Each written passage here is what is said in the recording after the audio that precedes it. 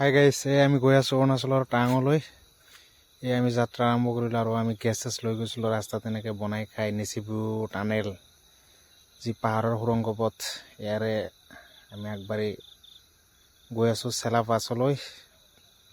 ৰাস্তাত খুব বেছি ফগ আছিলে, গাড়ী লাহে লাহে চলাইছোঁ। এটা সময়ত আমি আহি বৰফ পাই গ'লোঁ। চেলা পাছত বহুত বেছি ঠাণ্ডা আছিল। টেম্পাৰেচাৰ আছিল -11 ডিগ্ৰী চেলচিয়াছ। এয়া চাওক, আপোনালোকে পৰিৱেশটো চালে গম পাব। চাৰিওফালে যেন এয়া ৰাস্তাত এনেকৈ গাড়ী ফচি গৈছিলে। পিছত ৰছী লগাই এনেকৈ গাড়ী উঠোৱাৰ ব্যৱস্থা কৰা হৈছে। লাষ্টত আমি ঠেলিও অকণমান হেল্প কৰি দিলোঁ। এয়া চাওক অৱস্থা, ৰাস্তাত কি ধৰণৰ বৰফ পৰি আছে আৰু বৰফত চকাবিলাক পূৰা পিছলি যায়। এয়া চাওক কেনেকুৱা ঠাণ্ডা। এই ঠাণ্ডাত আমি বহুত সময় গাড়ী ঠেলিবলগীয়া হ'ল। তাতে আমাক অকণমান গৰমো লাগিল।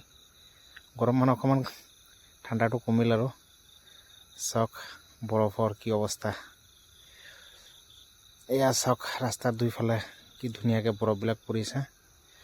সঁচাকৈ খুব এক ভাল দৃশ্য। এটা সময়ত যাই আমি ৰ'দ পাই গৈছিলোঁ, কিয়নো তাত মানে কি হ'ল, ডাৱৰবিলাক আমাৰ তলত পৰি গ'ল। যিহেতু চেলা সাগৰ পৃষ্ঠৰ পৰা 13,700 ফুট ওপৰত, গতিকে ডাৱৰবিলাক তলত পৰিল আৰু আমি ডাৱৰৰ ওপৰত উঠাৰ পিছতহে আমি ৰ'দটো দেখা পালোঁ। এয়া এনেকৈ ৰাস্তাৰ মাজে মাজে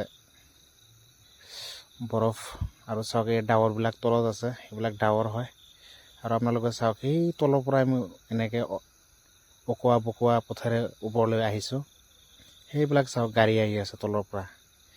এটা সময়ত যাই আমি চেলাৰ যিটো টাৱাং গেট সেইটো পালোঁ। পাই আমি ইয়াত অলপ কবি চবিও খাই লৈছিলোঁ, যিহেতু ঠাণ্ডা বহুত বেছি আছিল। আই লাভ চেলা, ইয়াততো কিমান যে ফটো উঠিছে হিচাপ নাই। এয়া হ'ল চেলা লেক, আধা অংশৰ পৰা ফ্ৰজেন আৰু আধা অংশত পানী আছিল। এইটো হ'ল চেলাৰ এটা টানেল, বিখ্যাত এটা টানেল। তাতো ফটো চটো ল'লোঁ। এয়া কাশ্মীৰৰ নিচিনা এটা ভিউ পাইছিলোঁ, য'ত পাইনটিৰ ওপৰত পূৰা বৰফ পৰি আছিলে, কিন্তু খুব বেছি পৰা নাছিল। এইখিনি